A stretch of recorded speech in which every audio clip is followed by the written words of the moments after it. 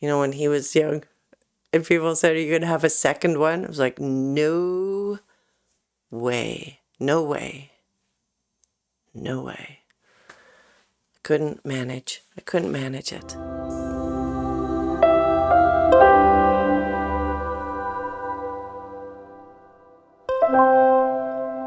Hi, my name is Arlene Bishop. I'm a performing singer-songwriter, and a little while back I learned that I am autistic and that I have ADHD, and here I am in my studio figuring out what that all means, what it means to be a high-masking, late-diagnosed adult with autism and ADHD, the beautiful combination.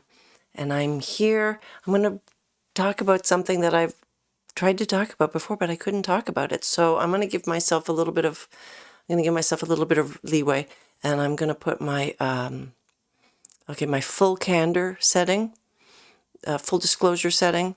That's going to be about 80.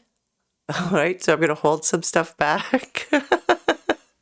And my honesty setting, the stuff that I'm going to tell you, that's going to be about at I was going to say 95, but probably more like a 90, but whatever it's going to be. I don't know what it's going to be, because here's the deal. Here's the deal. I have some confessions to make. I want to confess to you. It's Mother's Day coming up really soon, and I want to confess to my kid. I'm sorry, buddy, that I was an undiagnosed autistic ADHD mother. I didn't know what was going on. I failed you in a whole bunch of ways. Wow, that's a really heavy way to start. Okay, let's zip hit zip zip. Hi, my name is Arlene. I am a mother who recently became aware that I am autistic and have ADHD. And I'm looking back now at the life I've had with my kids so far. He's now 23, they're 23, and we've had some lovely times together. But I think that I was a challenging mom at times. So I want to tell you all about it. I'm going to tell you all about it. So where can I start? Where can I start? First of all, I didn't have my child until I was 37, and technically, you know what that's called? It's called a geriatric pregnancy, right? 37. Wow. When I was 37, I didn't feel like I was geriatric. I felt like I was still a kid. Actually, I really felt like I was still a kid, and I put off the decision to have a child. I didn't think about it forever. I never thought about it. And when I did think about it, I thought, no, I don't want to do that. And then came a time in my relationship, in my marriage, where I did want to do that. And so I did it. So at 37, I was pregnant, and I didn't know what was going on with my body. I read a whole bunch of books, which is how I dealt with everything. Anything I didn't know in life, I researched. I read a lot of books, a lot of self-help books. So I read a lot of books on pregnancy, on what to expect when I was expecting. And I was really uncomfortable with the uncertainty that those books provided. Even though they said this is going to happen and that's going to happen, everything said probably, or unless it goes badly. So I was worried. I guess that, I've always been a worried person. I had a worried pregnancy. Although I was healthy. Yeah, I took good care of myself. And so I had a healthy pregnancy. And everything was mostly fine, except for my worries about what was going to happen when the baby came out, and what I was going to do and what kind of mother I was going to be. So I also read a whole lot of books on how to be a good mother, how to be a good parent, how to do it the modern, the correct way, how to not damage your kid, how to not traumatize your kid, how to not give your kid PTSD, how to not do weird things to your kid, how to not play mind games with your kid, how to not put your kid in danger, all kinds of worries that I had, which is how my brain works.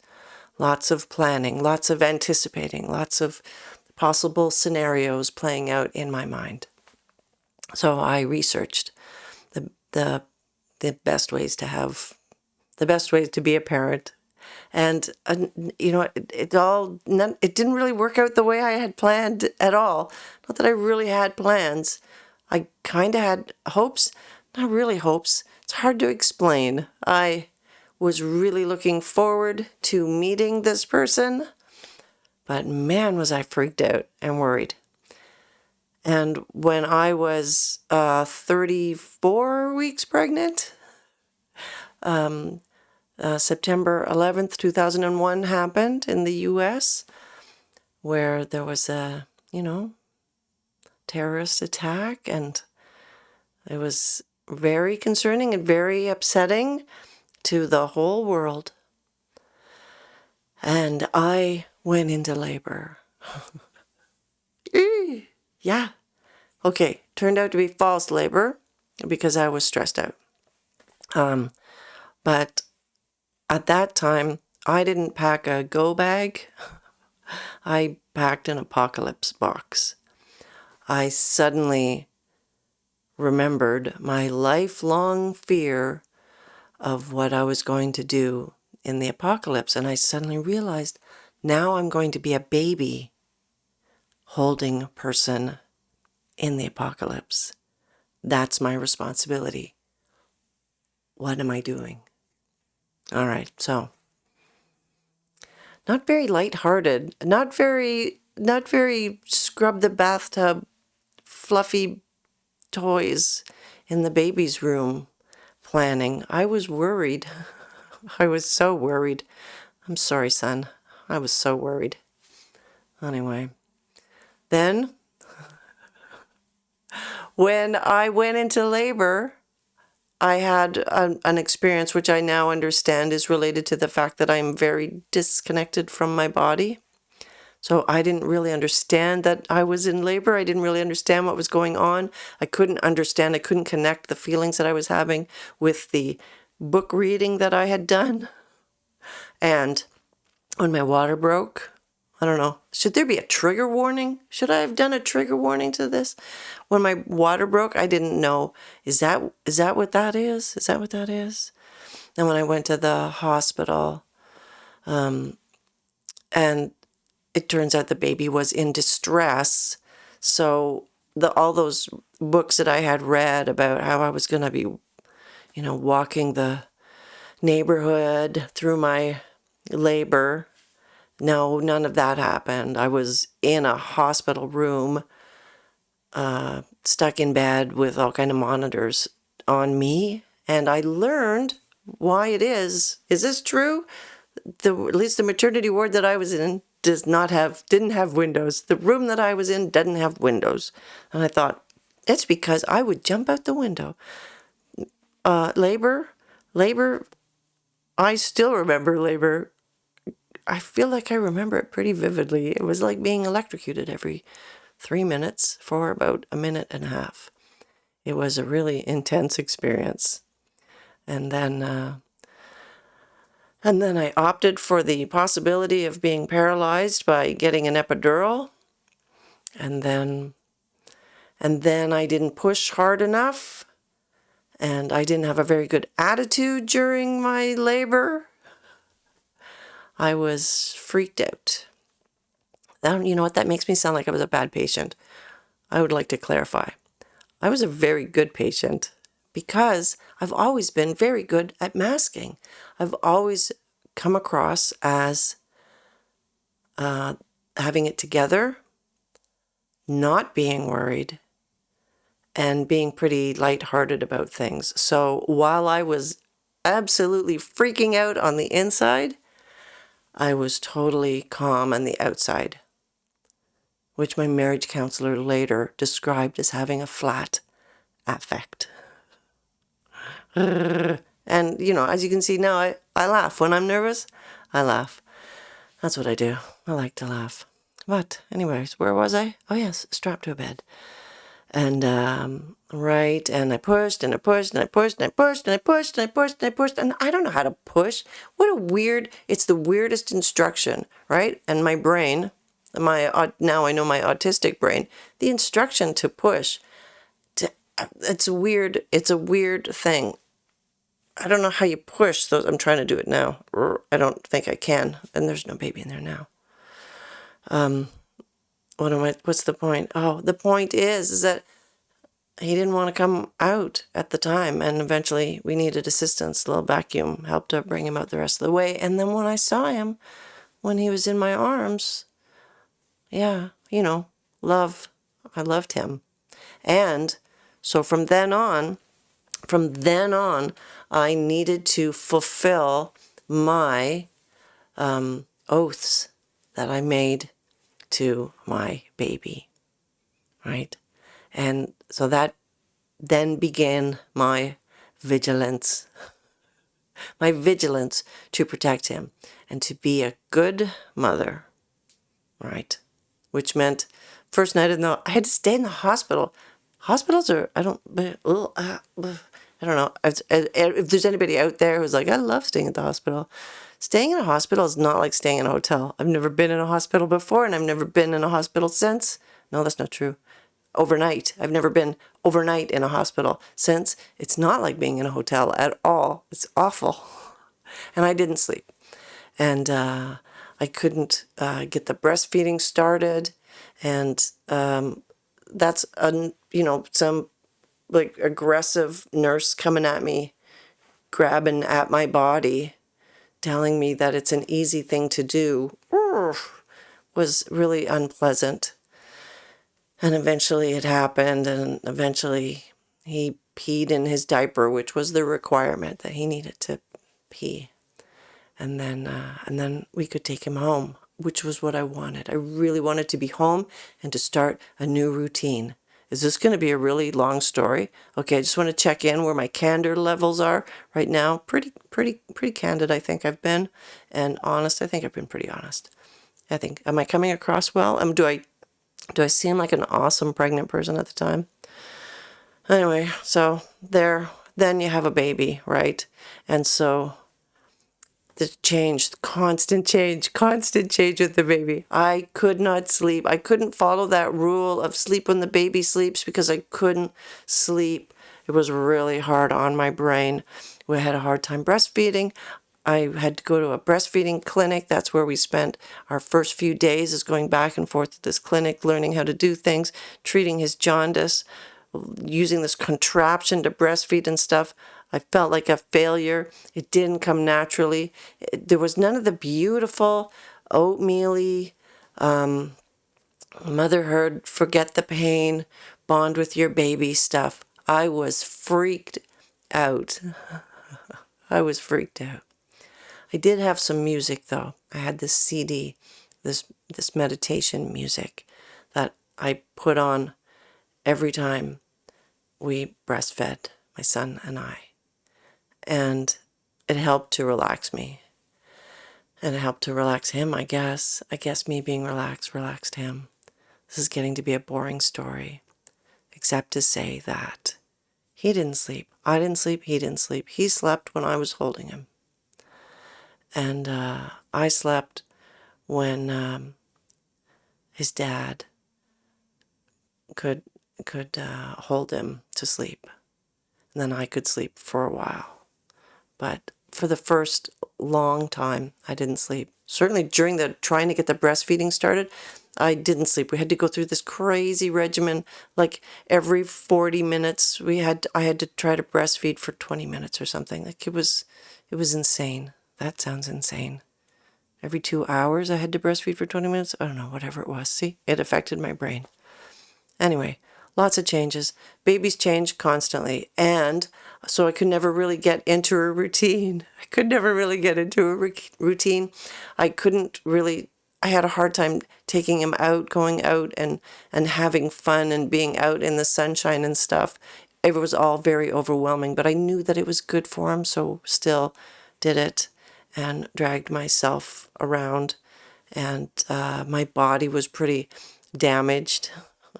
I think my brain was a little bit damaged, but I was totally in love with him. And as he got older, I was really dedicated mom. And one of the things that I had promised him and myself was that there would never be any sort of punishment, any physical punishment. There would be no shaming. That I would always respect him and treat him like an important human being. And as a result, there was not a lot of baby talk. I spoke to him kind of like I'm speaking to you now. I spoke like this to my baby as he grew up.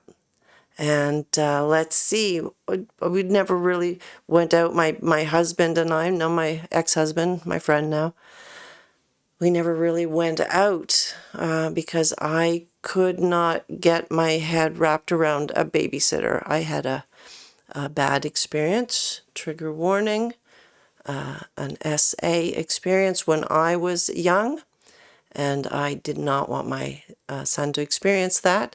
So I wouldn't leave him with a stranger. So there was a couple really close friends that we had that would stay with him from time to time, but I was happy to be with him, to be at home with him, trying to set up a routine during this constant changing things. He started school.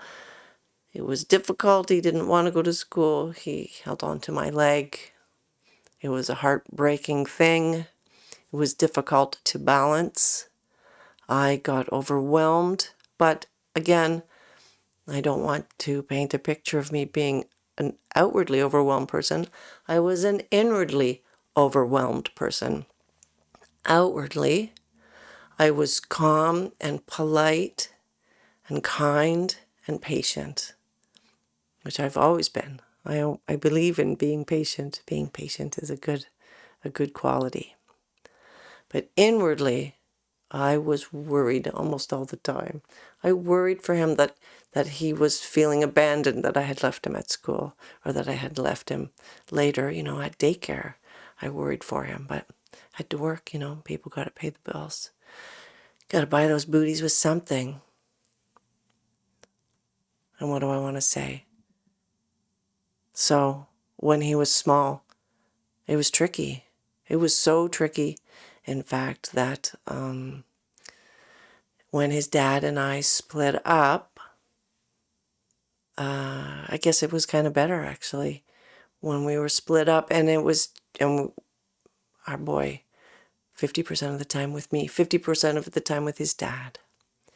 And the time with me, there was good routine. I figured out a routine, and it was good. Which later became some criticism from some other people. But I knew that he needed to have vegetables. I needed to have vegetables. And I knew a superfood is broccoli. So we ate broccoli almost every meal, almost every day.